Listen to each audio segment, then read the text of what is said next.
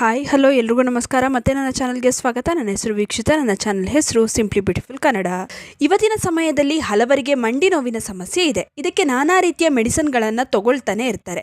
ಇನ್ನು ಗಂಟು ನೋವಿಗೆ ಆಯಿಂಟ್ಮೆಂಟ್ಗಳನ್ನು ಹಚ್ತಾರೆ, ಆದರೆ ಆರಾಮ ದೊರೆಯೋದಿಲ್ಲ.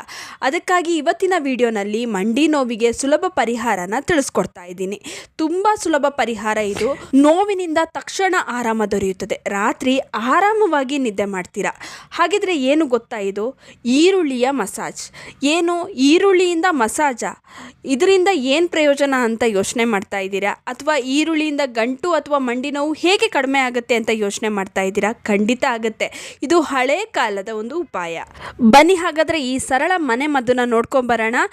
ಮಂಡಿ ನೋವು, ಗಂಟು ನೋವು, ಏನೇ ನೋವು ಇರಲಿ ಅಥವಾ ಊತ ಇರಲಿ, ಈ ಮನೆ ಮದ್ದು ರಾಮಬಾಣದಂತೆ ಕೆಲಸ ಮಾಡುತ್ತೆ. ಮೊದಲಿಗೆ ಅರ್ಧ ಕಟ್ ಮಾಡಿರೋಂಥ ಈರುಳ್ಳಿನ ತಗೊಳ್ಳಿ. ನೋಡಿ, ಈ ರೀತಿ ಕಟ್ ಮಾಡ್ಕೊಳ್ಬೇಕು. ಹಾಗೆಯೇ ಇದನ್ನು ಒಂದು ಚಮಚದ ಸಹಾಯದಿಂದ ಈ ರೀತಿ ಚುಚ್ಕೊಳ್ಳಿ. ಚಮಚ ಅಥವಾ ಚಾಕುವಿಂದ ಈ ರೀತಿ ಚುಚ್ಕೊಂಡ್ರೆ ಆಯಿತು. ನಂತರ ಇದರ ಮೇಲೆ ಸ್ವಲ್ಪ ಅರಿಶಿಣ ಹಾಗೆ ಎಣ್ಣೆನ ಹಾಕ್ಕೊಳ್ಬೇಕು. ಯಾವ ಎಣ್ಣೆ ಆದರೂ ಪರವಾಗಿಲ್ಲ. ನಾನಿಲ್ಲಿ ಕೊಬ್ಬರಿ ಎಣ್ಣೆನ ಬಳಸಿದ್ದೀನಿ. ಹಾಗೆಯೇ ತವನ ಬಿಸಿ ಮಾಡ್ಕೊಳ್ಳಿ.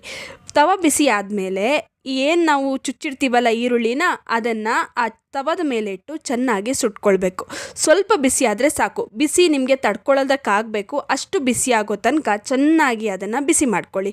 ನಂತರ ಬಿಸಿ ಇರಬೇಕಾದ್ರೇ ನಿಮ್ಮ ಗಂಟುಗಳು ಅಥವಾ ಎಲ್ಲಿ ನಿಮಗೆ ನೋವಿರುತ್ತಲ್ವ ಆ ಜಾಗಕ್ಕೆ ಚೆನ್ನಾಗಿ ಅದರಿಂದ ಮಸಾಜ್ ಮಾಡಿ. ಇಲ್ಲ ಅಂತಂದರೆ ನಿಮಗೆ ತೀರಾ ಜಾಸ್ತಿ ನೋವಿದ್ದರೆ ಈರುಳ್ಳಿನ ಆ ಜಾಗದಲ್ಲಿ ಇಟ್ಟು ಒಂದು ಬಟ್ಟೆಯ ಸಹಾಯದಿಂದ ಕಟ್ಟಿ ಹಾಗೆ ಬಿಟ್ಬಿಡಿ. ಬೆಳಿಗ್ಗೆ ತೆಗೀರಿ. ಈ ರೀತಿ ಮಾಡೋದ್ರಿಂದ ನೋವಿನಿಂದ ತಕ್ಷಣ ಪರಿಹಾರ ದೊರೆಯುತ್ತೆ. ತುಂಬಾ ರಿಲೀಫ್ ಅನಿಸುತ್ತೆ ನಿಮಗೆ.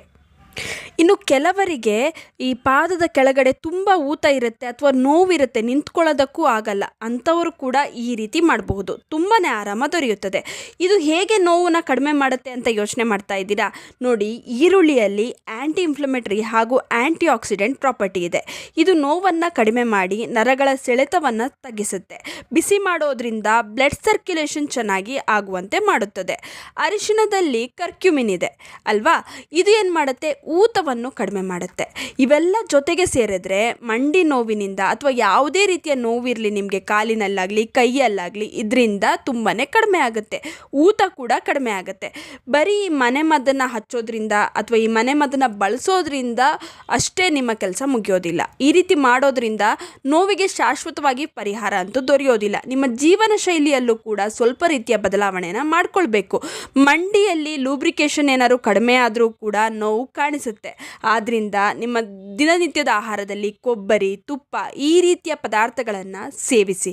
ಹಾಗೆಯೇ ಕ್ಯಾಲ್ಶಿಯಂ ಕೊರತೆ ಇದ್ದರೆ ಕೂಡ ಕಾಲು ನೋವು ಅಥವಾ ಮಂಡಿ ನೋವು ಕಾಣಿಸುತ್ತೆ. ಅದಕ್ಕೆ ಏನು ಮಾಡಬೇಕು? ಎಳ್ಳಿನ ಉಂಡೆ ಅಥವಾ ಕ್ಯಾಲ್ಶಿಯಂ ಭರಿತವಾದ ಆಹಾರವನ್ನು ಜಾಸ್ತಿ ಸೇವಿಸಬೇಕು. ಸೊಪ್ಪು, ಹಾಲು, ಮೊಸರನ್ನ ತಿನ್ನಿ.